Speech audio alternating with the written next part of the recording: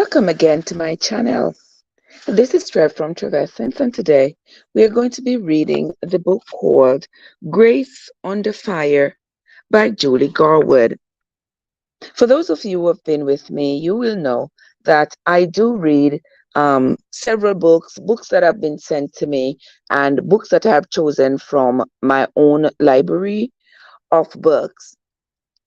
And as much as I enjoy reading the books to you, I hope that you are enjoying listening to me read them. Now, before I start reading this book, I'm going to be reading the blurb of it. So those of you who are just coming will know exactly what the book is about. And that will help you determine whether or not you want to stay for this one. Grace Under Fire. Grace Isabel McKenna had 100 things to do today. Killing someone wasn't one of them. It was supposed to be a quick visit to Boston for the Buchanan anniversary party, then on to Scotland to collect an inheritance. She checks into her hotel and then decides to go for a brisk walk.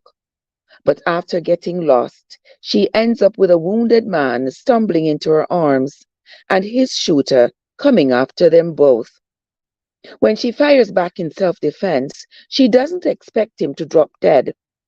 After Isabel endures an interrogation by police, she is free to go, thanks to the Buchanans dispatching former Navy SEAL and now lawyer Michael Buchanan to assist her. Isabel knows she should be grateful for Michael's help, but since she has harbored an extreme dislike for him for years, gratitude is difficult to muster. Michael has appointed himself her de facto guardian, and she's stuck with him despite their constant bickering and sizzling attraction. Even when Isabel goes to Scotland to claim her inheritance, Michael follows her, but he isn't the only thing she can't shake. Mysterious threats against Isabel surface, and before they can deal with their growing feelings for each other, Michael and Isabel must first survive. All right, that's the blurb of this one. And so we are going to start. Welcome into the live, everyone. If you are coming into the live, don't forget to hit the like button. Do not forget to share out the live. Invite your friends and your friends to come on over and listen to me read this book, Grace Under Fire. Let's begin. Isabel McKenna had 100 things to do today. Killing someone wasn't one of them. She had such high hopes this morning when she dragged herself out of bed at the ungodly hour of 5 a.m. She had made detailed plans for the day that lay ahead, and she would have sailed through them if two unfortunate incidents hadn't delayed her. The first was an irritating inconvenience. The second, a terrifying nightmare. Scheduled to take an early flight on a no-frills but super cheap airline to Boston, she arrived at the airport in plenty of time to go through security. She was dressed for comfort in a pair of snug jeans and a light pink t-shirt. Her long blonde hair was in a ponytail, and she wore a Red Sox baseball cap her brother-in-law Dylan had given her. She checked her luggage, which was packed for a trip to Scotland the following week, and carried her backpack that held everything she would need for the next few days. It was so stuffed, she was pretty sure it weighed more than she did. The first time she attempted to swing it over her shoulder, she nearly did a backflip. Fortunately, once she was on the plane, another passenger helped her lift it into the overhead compartment. She had been assigned a window seat, and she planned to go to sleep as soon as the plane took off. In hindsight, perhaps her expectations were naive.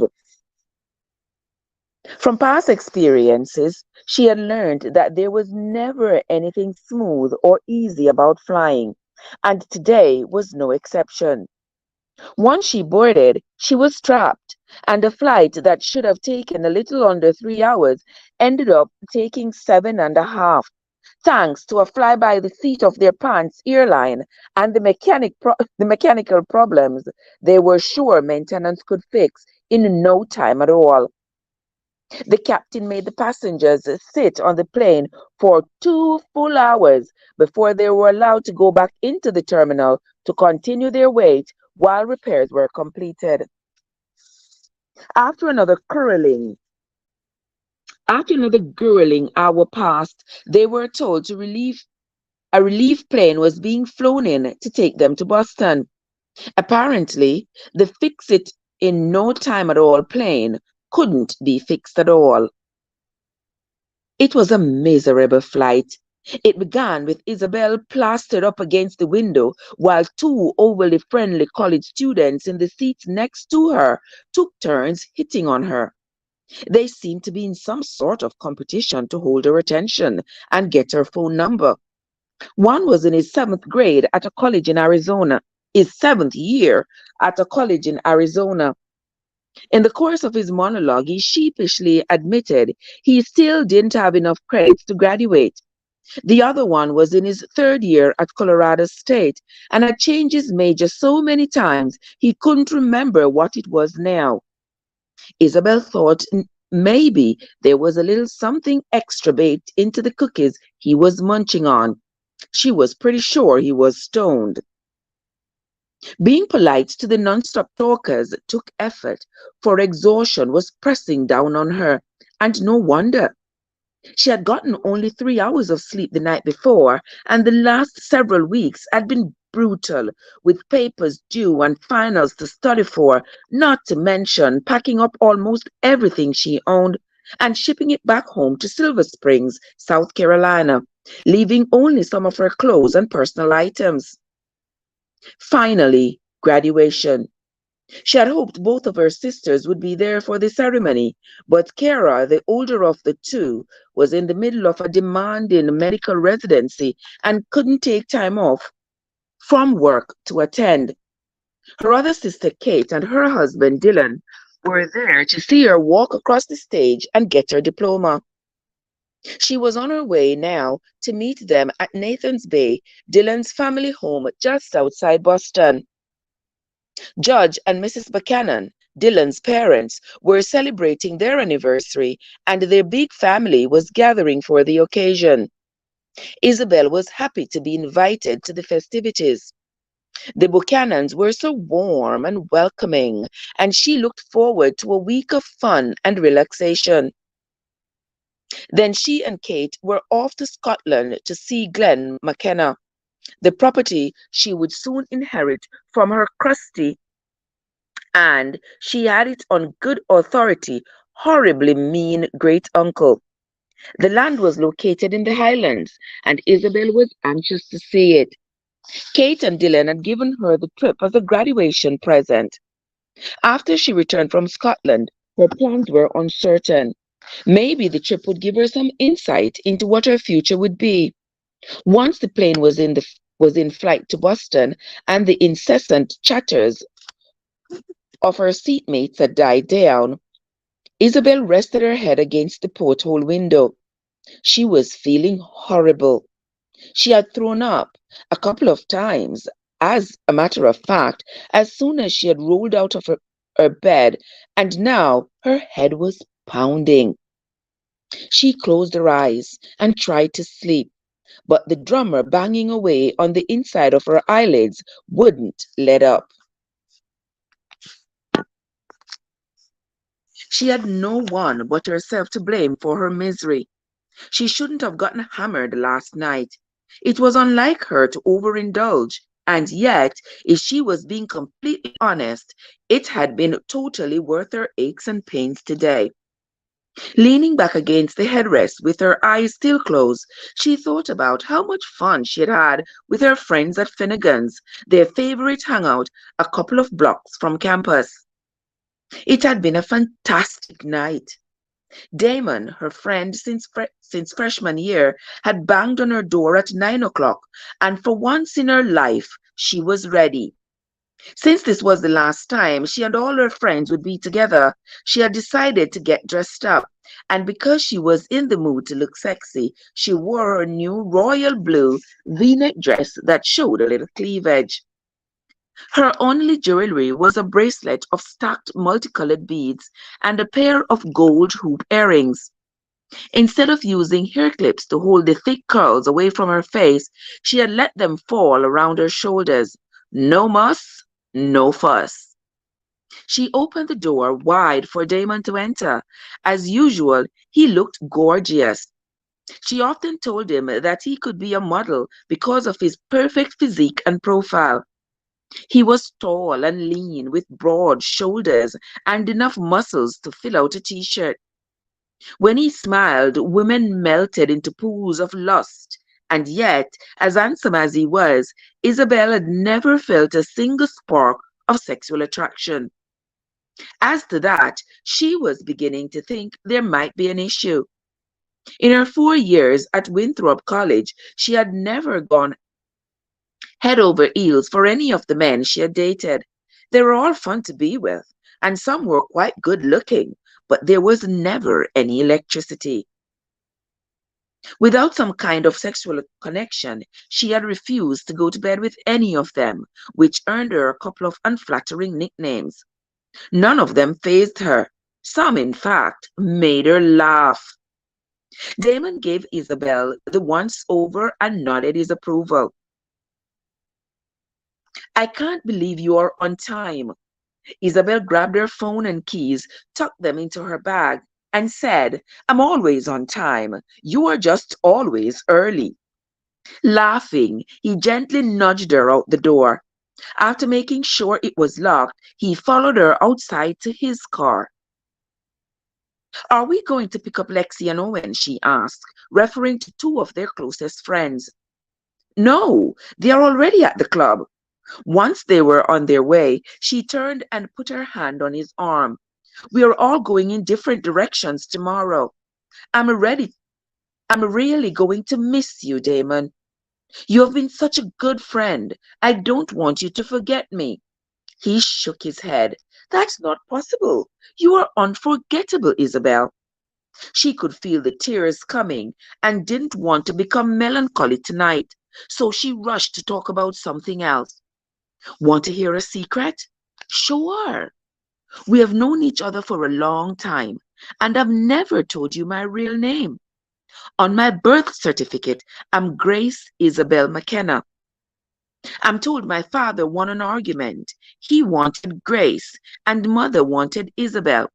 I was a baby when my father died, and that's when my mother started calling me Isabel.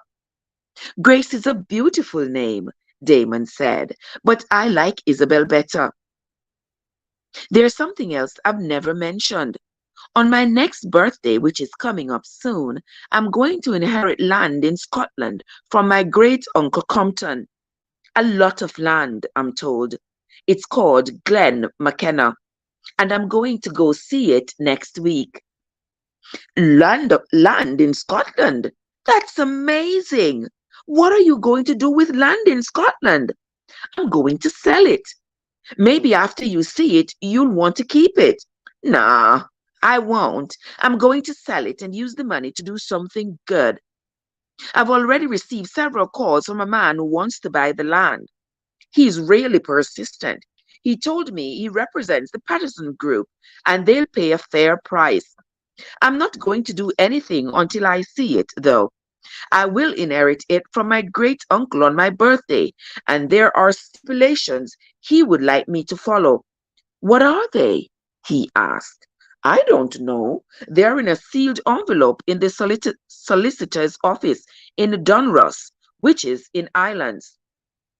I'm supposed to open the envelope in front of witnesses on your birthday or after, but not before. That's interesting. Your great uncle sounds eccentric. Not just eccentric, he was cruel and mean, and he's the reason I'm selling it. I would never keep anything from a man who treated my family the way he did. I was still a baby when my father died, but my Aunt Nora told me later that my great uncle had done to him what my great uncle had done to him and my mother. My father had a large inheritance, but Compton blocked it. He was furious that my father defied him by marrying my mother, who Compton thought was beneath them. He had chosen another woman for my father to marry. My parents didn't care about the money, and, according to Aunt Nora, they were very happy.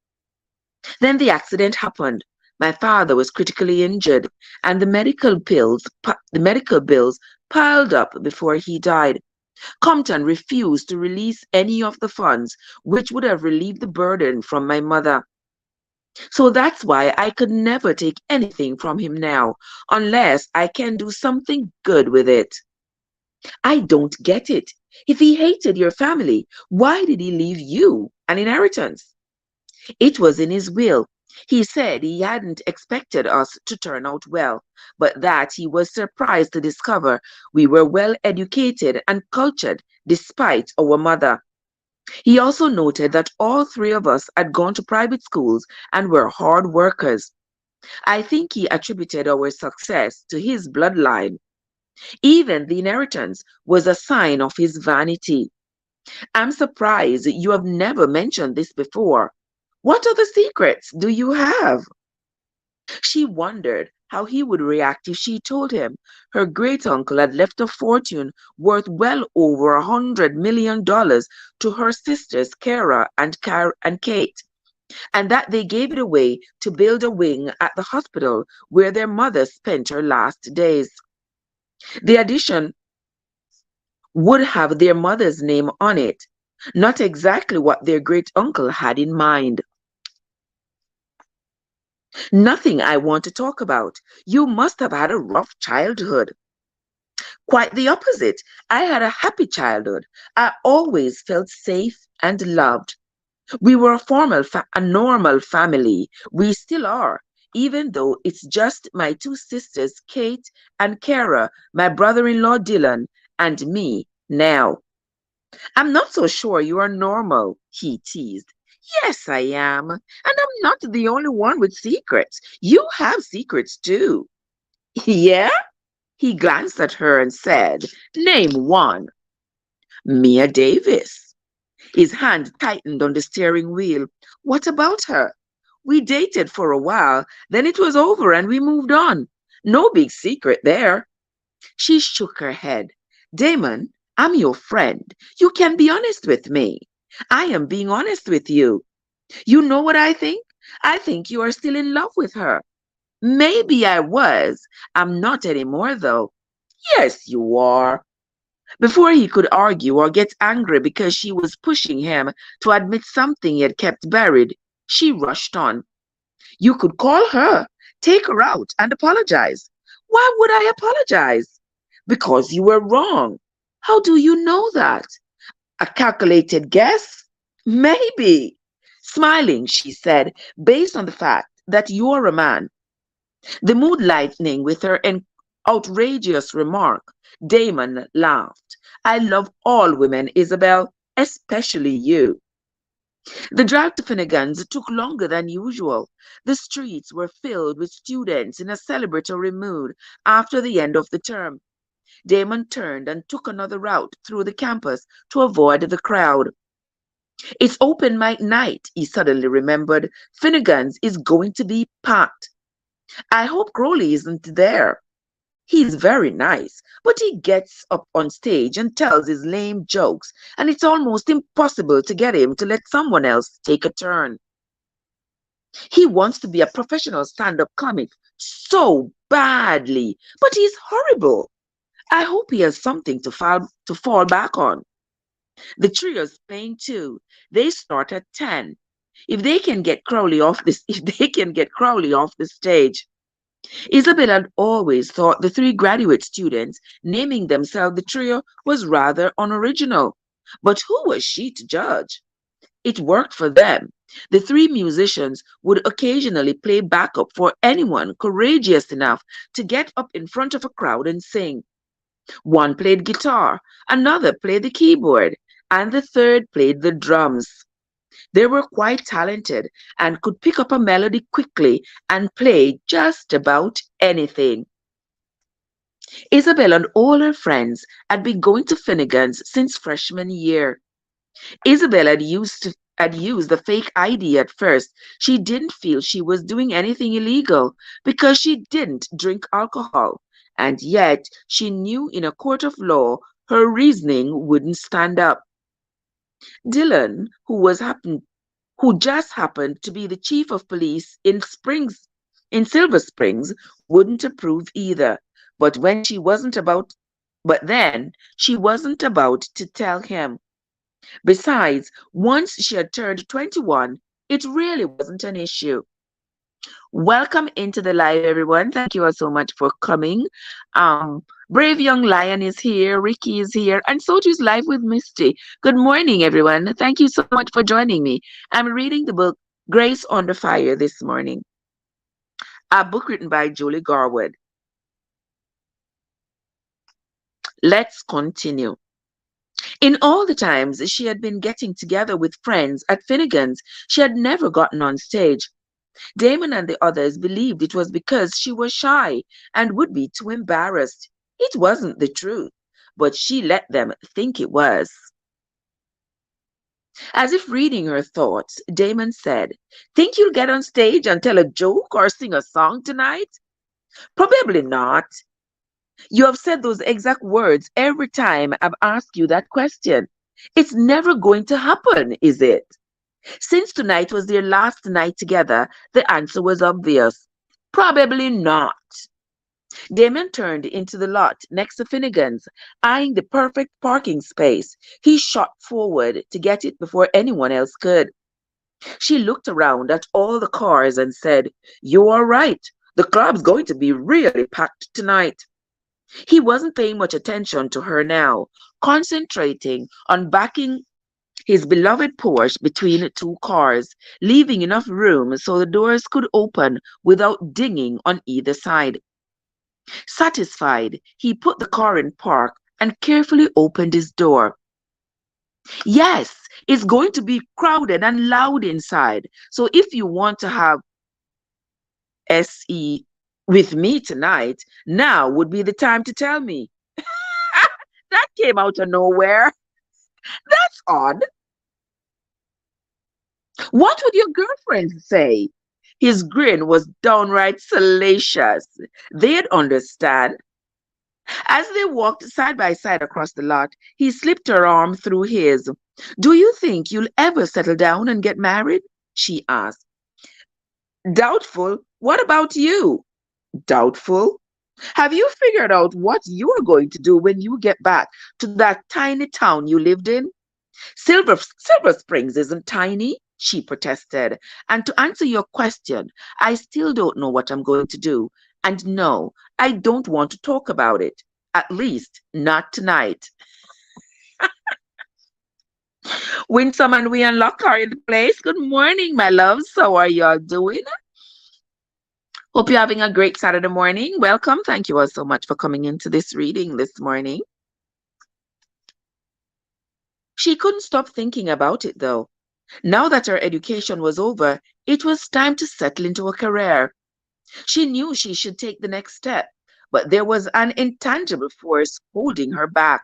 She was torn between what she knew she should do and what her heart wanted her to do. The last 4 years had been ones of internal torment, and yet she had shared her feelings with no one. Not her teachers, not Damon, nor any of her other friends. Ever since she had entered college, Isabel had stayed focused, working towards a degree in history. She even took the required education courses to become certified as a teacher. She had always loved history, and she truly enjoyed her classes, but history wasn't her passion. What filled her soul and gave her absolute joy was music.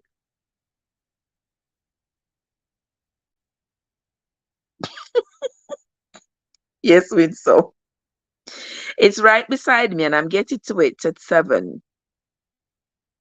As a high school student, she had had such big dreams.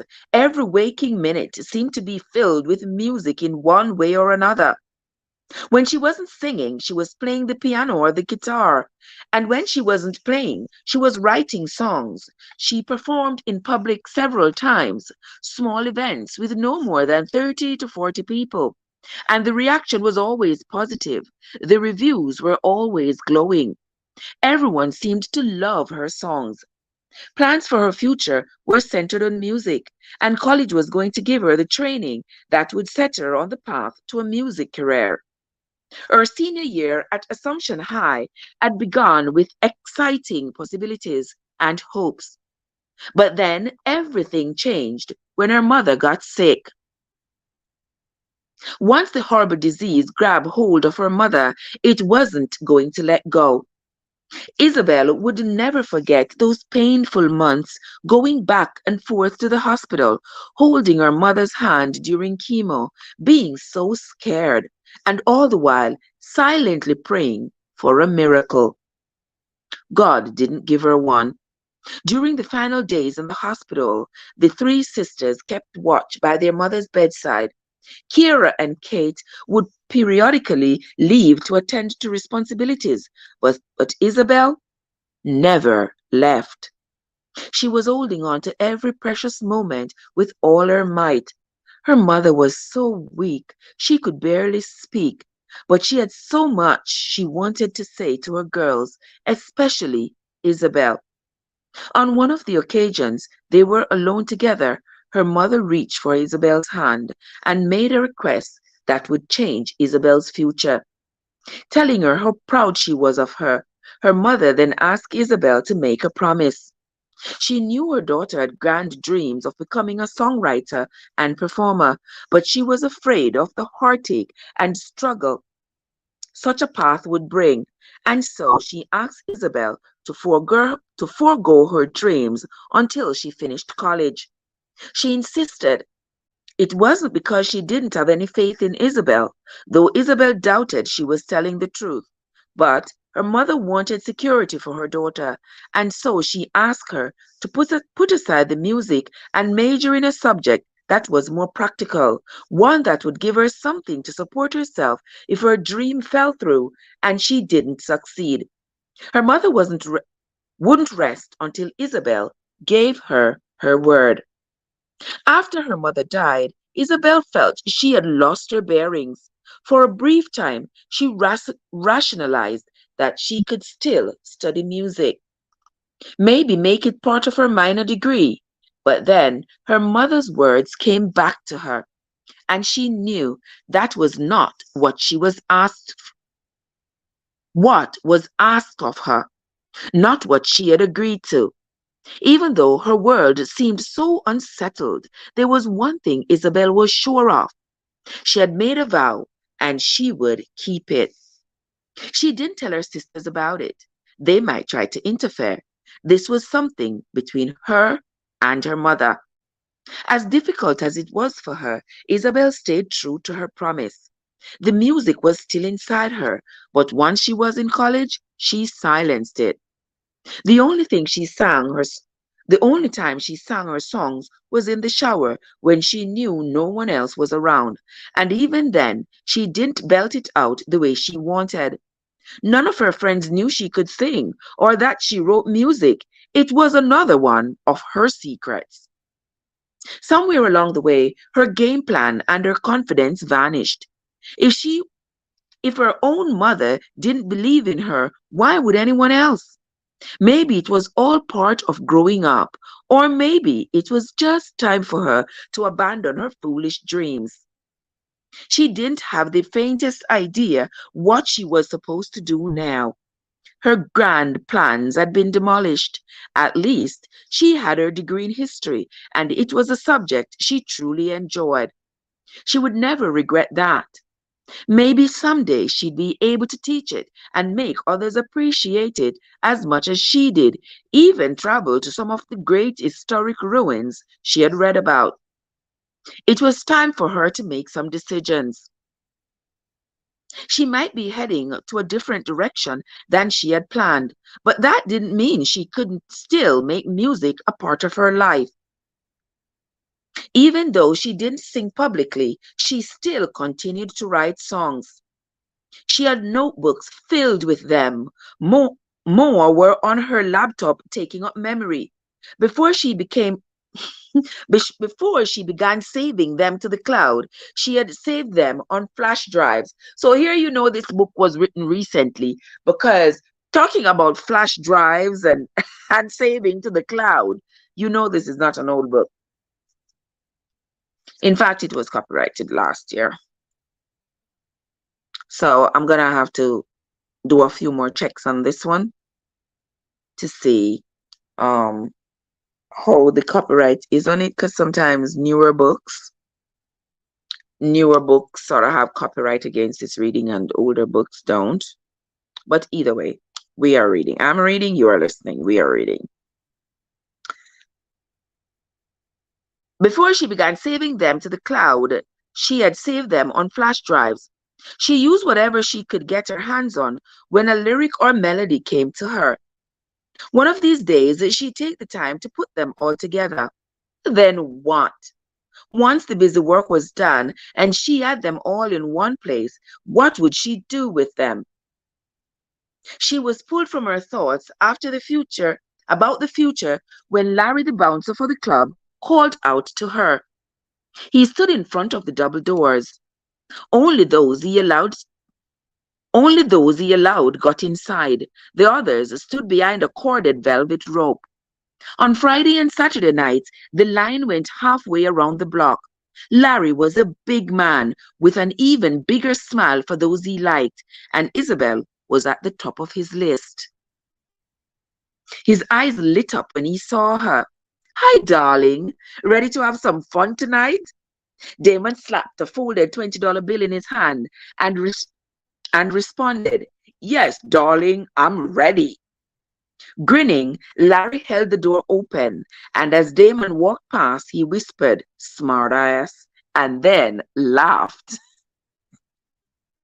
The club was packed and so loud, people had to shout at one another to be heard. Their friend Owen stood and waved, then gave a shrill whistle to let Isabel and Damon know where their group was seated. They had scored a wide half-circle booth on the upper level. The dance floor was below them, and the booth faced the stage.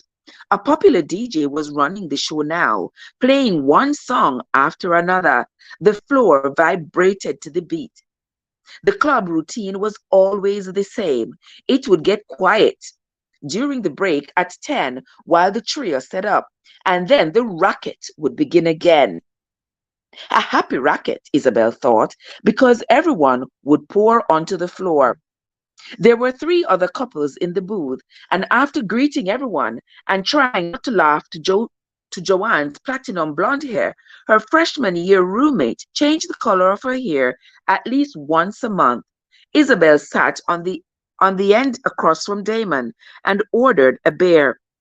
Damon was the designated driver tonight. He had already told her he had to get on the road early tomorrow and didn't want to be hungover. Besides, it was her turn to have a few.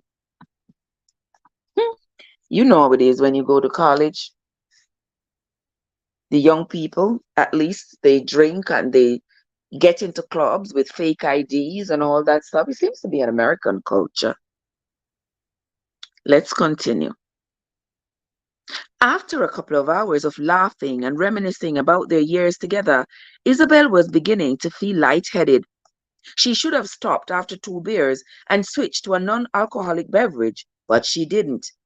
The air condition wasn't keeping up with the gyrating bodies on the dance floor, and the cold beer tasted wonderful. In between sips, she pressed the icy bottle against her cheek.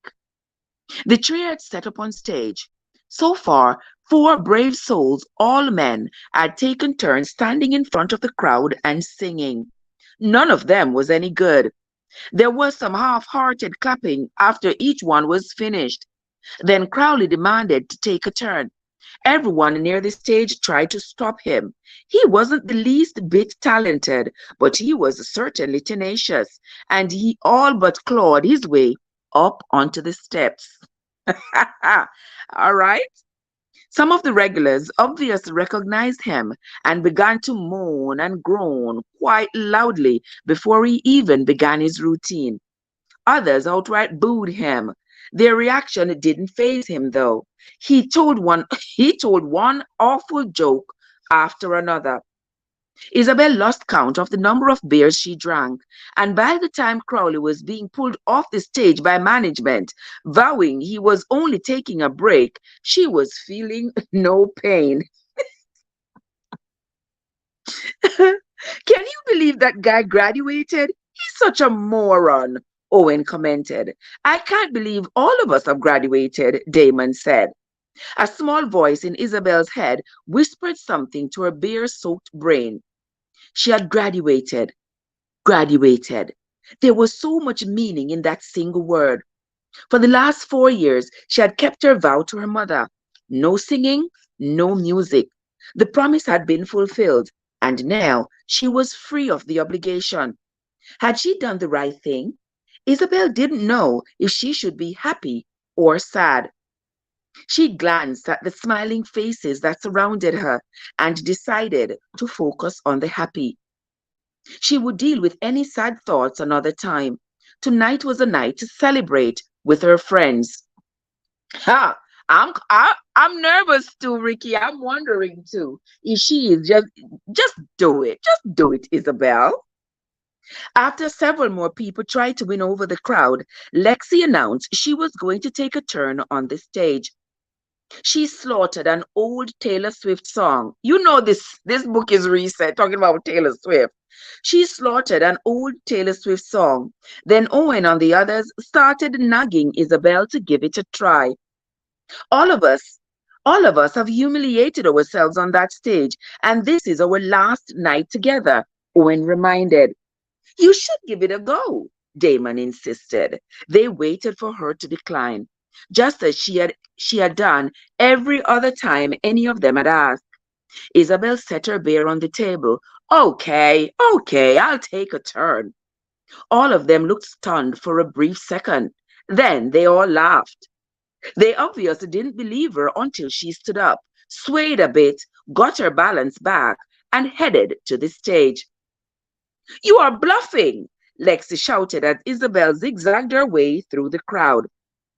She put her hand on the wall to steady herself as she climbed the 4 steps to the stage. Her heart was pounding, and she wasn't at all sure she was going to have the courage to perform.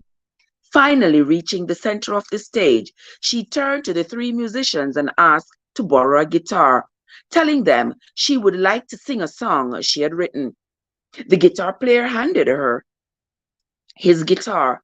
After she had played several chords, the trio picked up the melody. We have got this, they assured her. You sing, and we'll catch up. Nodding, she handed the guitar back. Then she walked to the microphone, waited while the drummer adjusted it for her height, then took a deep breath, wiped her hands down the sides of her dress, and began to sing. Her voice was soft and low. Few people could hear her due to the noisy crowd packed into the room, but that didn't matter. She wanted to sing. She closed her eyes and let the music that had been inside her for the last 4 years explode. She sang one of her favorites, a bluesy tune with a sensual beat. It wasn't a quiet love song couples could slow dance to, but a powerful, lusty song that made you want to move. With each chord, her voice became stronger and more seductive. At the end of the second chorus, she noticed the crowd was getting quiet. She opened her eyes. Most had stopped their chatter and were staring up at her. They looked spellbound. Some were beginning to sway to the music. By the time the song ended, a hush had fallen on the whole crowd, and all eyes were on her.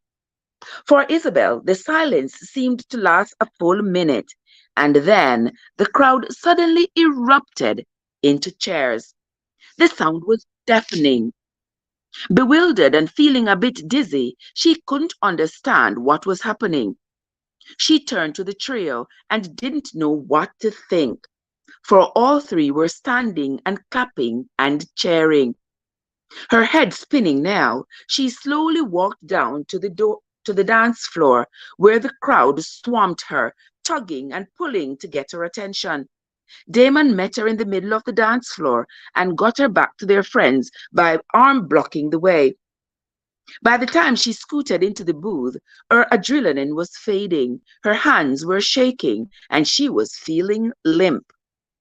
Everyone seemed to be gawking at her as though she had just grown another couple of heads. What? What's the matter?